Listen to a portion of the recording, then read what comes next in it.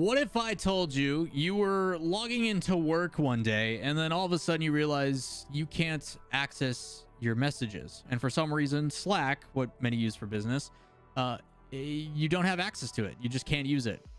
Unfortunately, that was the reality for about 900 employees, or 16% of the staff at Epic Games this week. Just a couple days ago, a bunch of employees, obviously behind Fortnite, behind Rocket League, with Psyonix and all the others, people that obviously we know dear and well, found out that they were being laid off. They had access revoked and then were pulled into an all-staff meeting to let them know that they were being let go. It kind of surprised a lot of us, myself including, for a multitude of reasons. Number one, some of the people they let go, I do not understand why, and we'll get into that. But the other one is Epic Games is, to my knowledge, in a pretty good financial spot.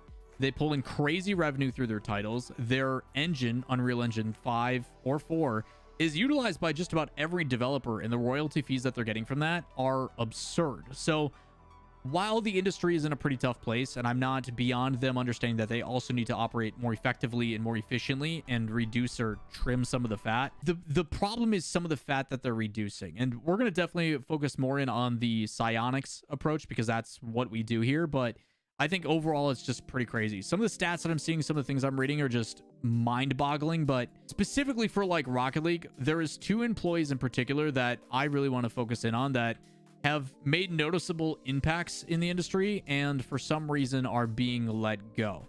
The first one, if you guys don't know, is Chloe. If you guys are unfamiliar with Chloe, she's been around Rocket League for quite a while.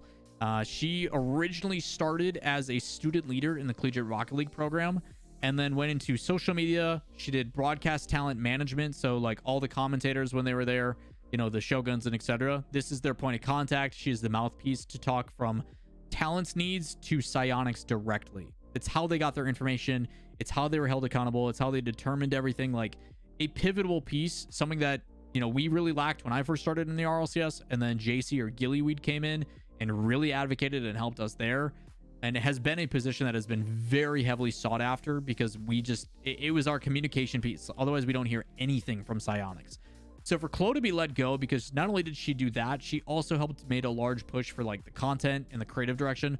Some of the ideas that we had when I was the like This Is Rocket League videos, which was based off of the This Is Sports Center videos, they finally made. We got to see the goofy content pieces with like CJ in the room about like throwing for stuff and like him being on the headset, kind of like what they do with the Buffalo Wild Wings commercials. Again, hilarious, well received. It adds a breath of fresh air into the broadcast. So to see the big person behind that being let go, I don't know why. Like, to my knowledge, the Rocket League Esports staff is Cliff, who is the head, the director of esports. You then have Ian, who does a lot of the writing. He does a lot of the legal talk and all that stuff, does all the articles and make sure that things are articulated correctly. You then have Murdy. Murdy recently left and went product at Psyonix, so he's no longer with the esports team. You have JJ, and I forget what JJ's official title is. And then you have Jake. Just kidding. Jake is also let go. What is going on? Why would you let go of Jake? Like, Jake was one of 2. It was Murdy and Jake back in the day, and did a lot of the help with the format and the structural and the organization logistical stuff for Pro Rivalry League way back in the day before they helped out with Rival Series. They brought in Murdy because Murdy had a really good relationship and rapport with talking and communicating with the players and worked his way up. But Jake was also a big brainchild behind a lot of the success. And for them to now get rid of Jake, I go, okay, you have Cliff, you have Ian, and JJ. You have 3 people, to my knowledge, and I could be totally wrong, but you have like roughly 3 people that are working on your esports team. And I don't blame anybody within their Rocket League esports team. This is definitely, in my opinion, a Epic decision, not a Psyonix or like a Rocket League esports staff decision.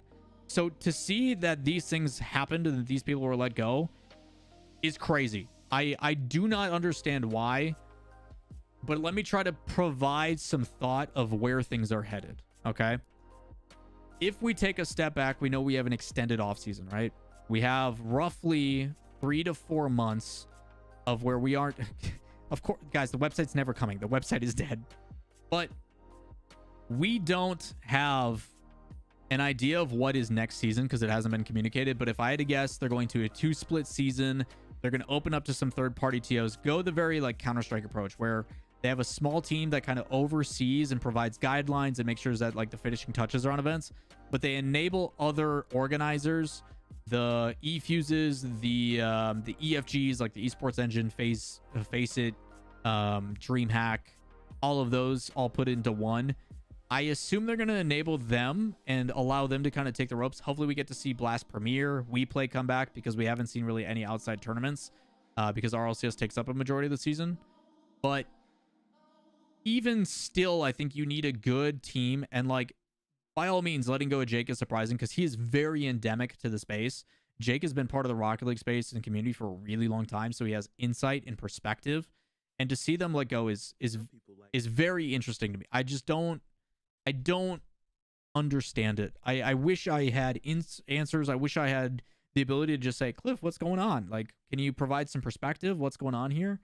And while the industry is definitely in a place where people need to downsize and work more effectively and more efficiently, I just don't understand.